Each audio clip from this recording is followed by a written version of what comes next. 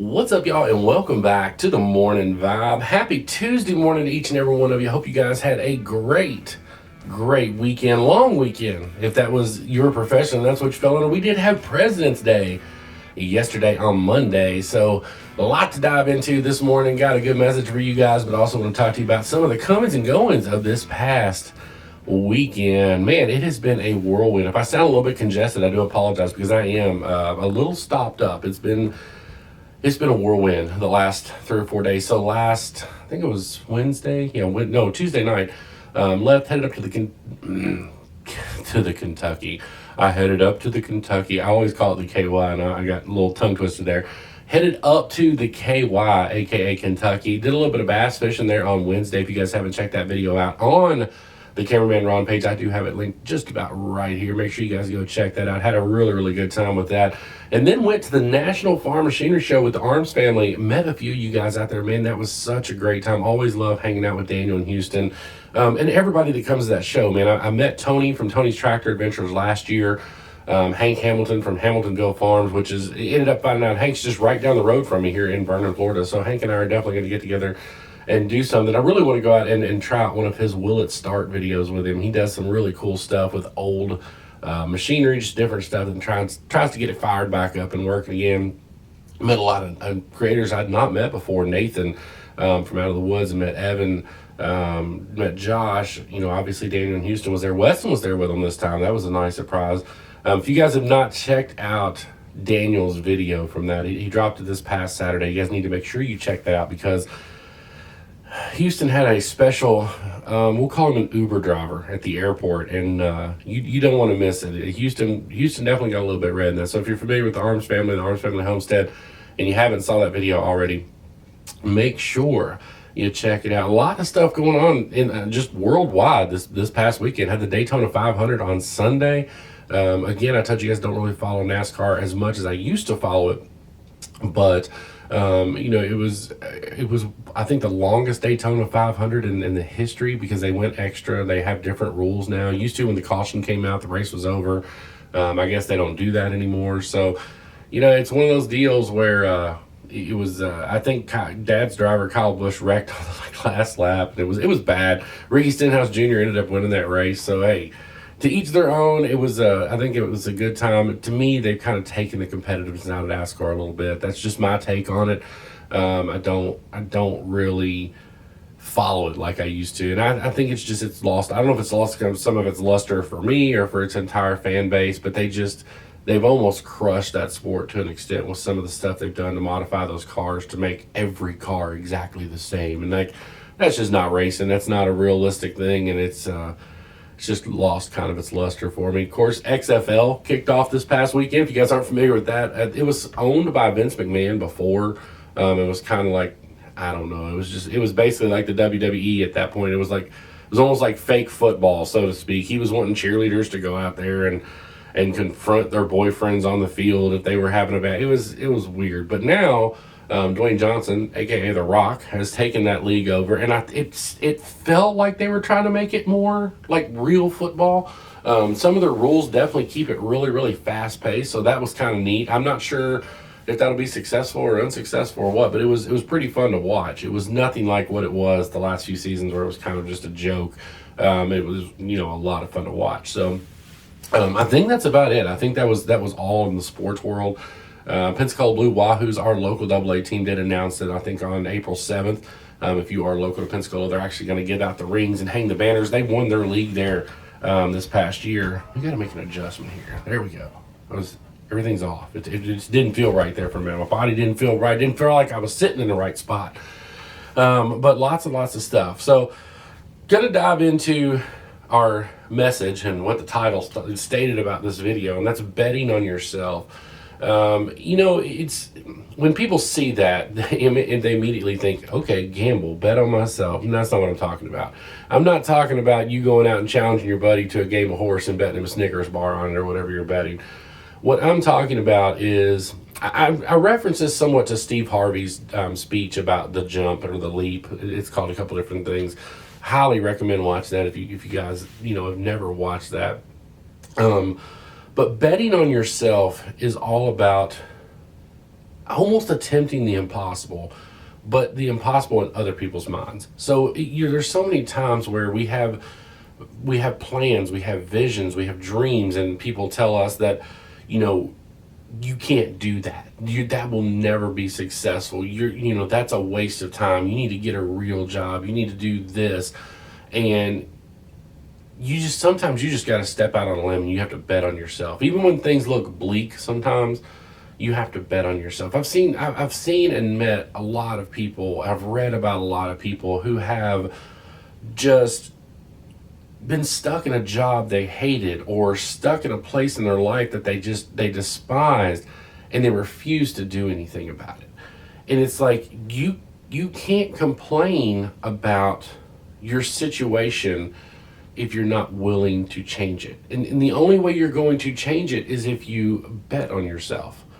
And I know that might sounds way easier coming out of the mouth than it does, to do. I get that. I watched a pastor, and I can't remember her name, but that was one of her big things she was talking about was, don't be mad at your situation. Don't complain about your situation if you're not willing to change. Don't complain about being broke if you constantly spend money. Don't complain about being fat if you constantly overeat. Don't complain about hating your job if you're never doing anything to improve that job or to find a different job. Don't complain, because all you're doing is you're bringing yourself down, because if you're not going to do anything to change, that's why. And I mean, it's funny that like when I heard her say that, and like I'm just repeating what she said. I want to make sure, these are, a lot of the times this is not original words. I've never tried to sell this like this was original words. I wish I remembered her name so I could give her credit, but it was another pastor that said that. It's not me. But it's funny because you might look at me when I say don't complain about being fat if you don't stop overeating. And I don't complain about being fat. I accept it. I understand I eat too much. I understand I probably don't eat the most healthy in the world. I understand that I need to do better. But I don't complain about being fat. I don't complain about getting called fat in the comments section, because I fully understand I'm not doing anything to change my situation. So why complain about it? Now, when the day comes that I set my mind right and I start trying to be healthier and I start trying to lose some weight, then maybe I'll complain here and there. But at that point in my life, I'll be doing something about it.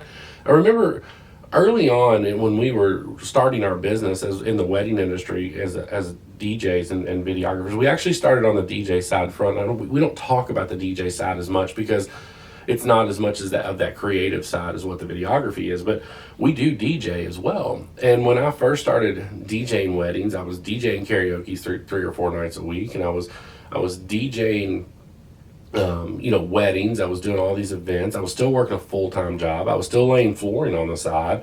And finally, Sarah just came to me one day and she's like, hey, she's like, I want you to chase your dream. She's like, I do. She's like, and this is not me discouraging you to do that. She's like, but you have to pick one. She's like, you either need to decide that you're going to chase your dreams and that's what you're going to do, and you got to give up one of these full-time jobs, or you're going to have to dial back. She's like, because you're going to have to learn to say no. And here's where she was coming from, and I never understood that until I kind of heard that message. I spent all my time complaining about being tired, about never having time.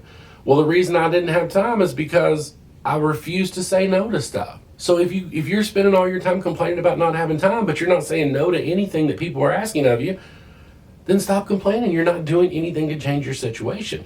And the only way you're going to change your situation is to bet on yourself. And that's what I did. When Sarah came to me and she told me, and she was like, you have got to make a choice. And that hit me hard, because I was like, okay, she's right. I knew she was right. I was working 80, 90 hours a week. I knew full well she was right.